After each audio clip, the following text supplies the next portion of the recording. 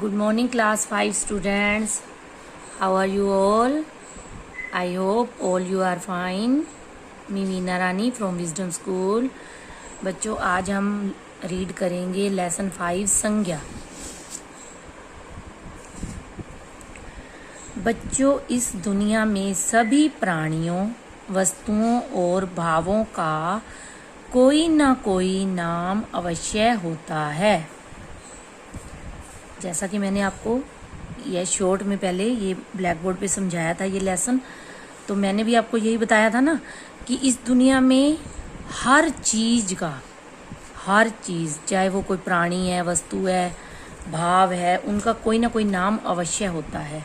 जरा इस पर गौर करिए कि यदि हम किसी का नाम नहीं जानते हैं तो उसके बारे में किसी भी तरह की बात करने में बहुत असुविधा होती है, मुश्किल होती है। असुविधा मुश्किल होती है।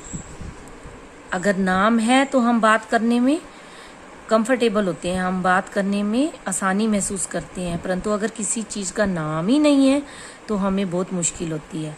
हम उसे किस प्रकार बुलाते, अपने मन की बात किस प्रकार समझा पाते। नीचे दिए गए वाक्यों को ध्यानपूर्वक पढ़िए। इन वाक्यों में व्यक्ति, वस्तु, स्थान और भावों के नामों को रेखांकित किया गया है। आलिया, अब आलिया क्या है? संज्ञा शब्द कौन सा है? मतलब ये किसका नाम है? किसी व्यक्ति का नाम है। व्यक्ति में पुरुष भी आ सकता है, स्त्री भी आ सकती है। आलिया ने अपने मित्रों के लिए बाजार से खिलौने, किताबें, मिठाइयाँ और कपड़े खरीदे। गीता और राहुल रोज सुबह सैर करने जाते हैं। उनमें घनिष्ठ मित्रता है। अब ये व्यक्ति का नाम, ये स्थान का नाम, ये वस्तुओं के नाम, और ये गीता, राहुल, ये भी व्यक्तियों के नाम। मित्रता क्या है? भाव का नाम है। रिया और रूही महात्मा गांधी के बारे में पढ़ रहे हैं। ये तीनों जो अंडरलाइन रेखांकित शब्द हैं ये सारे व्यक्तियों के नाम हैं। अब देखिए, व्यक्ति में कौन से आ गए?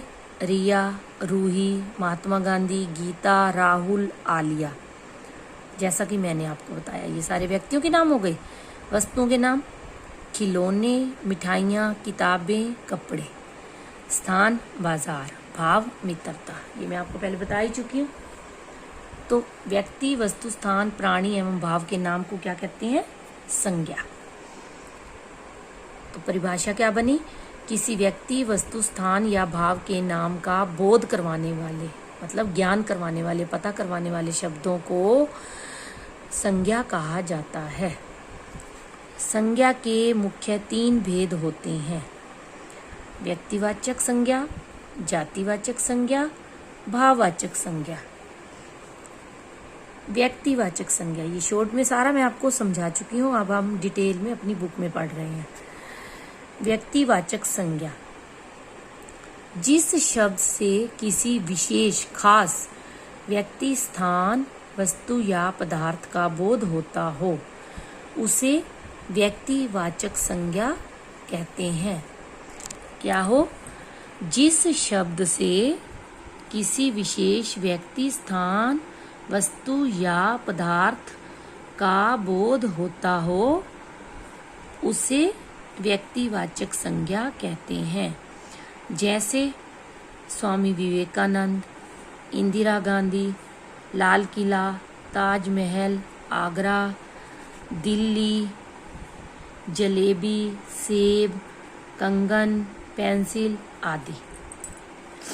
अन्य उदाहरण: सूर्य, दिनेश, नेहा, भगत सिंह, लाल बहादुर शास्त्री, सुभाष चंद्र बोस, भारत, रूस, अक्षरधाम, हिंदी, फ्रेंच, बुधवार, होली, मई, हिमालय आदि। तो आदि का मतलब कि सिर्फ इतने ही नहीं है, इसके अलावा और भी बहुत है। और यहाँ भी, ठीक है। अब है जातिवाचक संज्ञा।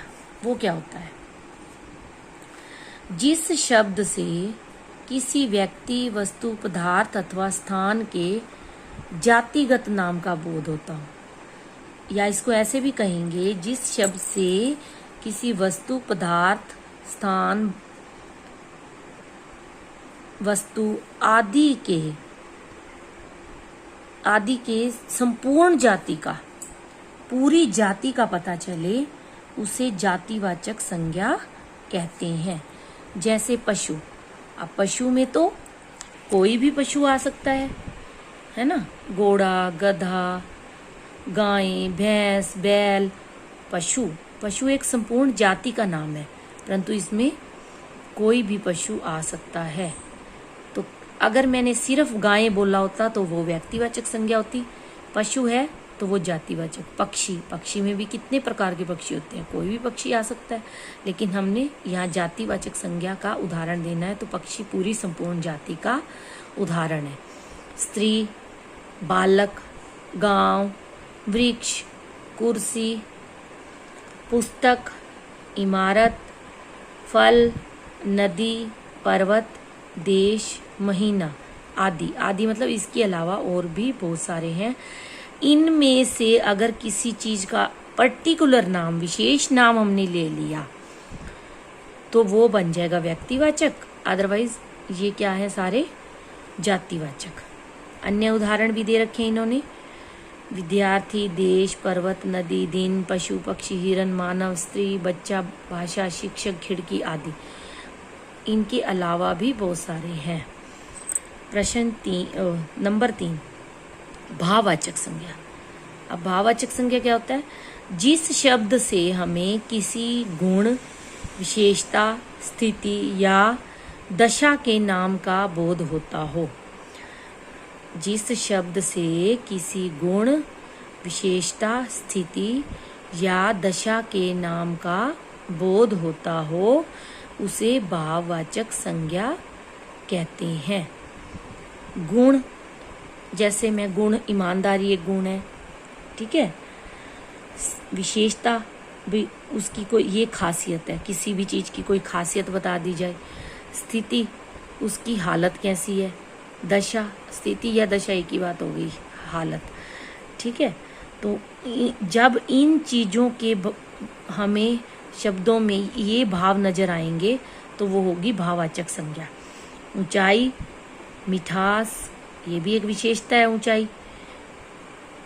मिठास, खटास, उदासी, बचपन, खुशी, दुख, आनंद, प्रेम, दया, क्रोध, शांति, वीरता, जीत आदि।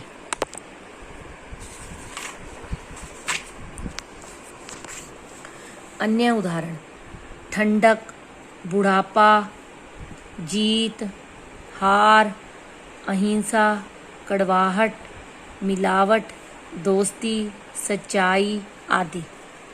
सच्चाई गलत लिखा हुआ है, इसमें आ की मात्रा एक बार आएगी, 2 बार लगाई हुई है। विशेष: इन भेदों के अलावा 3 भेद जो हमने किए ना, व्यक्तिवाचक, जातिवाचक, भाववाचक, इन भेदों के अलावा संज्ञा के और भी 2 भेद माने गए हैं। द्रव्यवाचक संज्ञा, समुदायवाचक संज्ञा या समूहवाचक संज्ञा।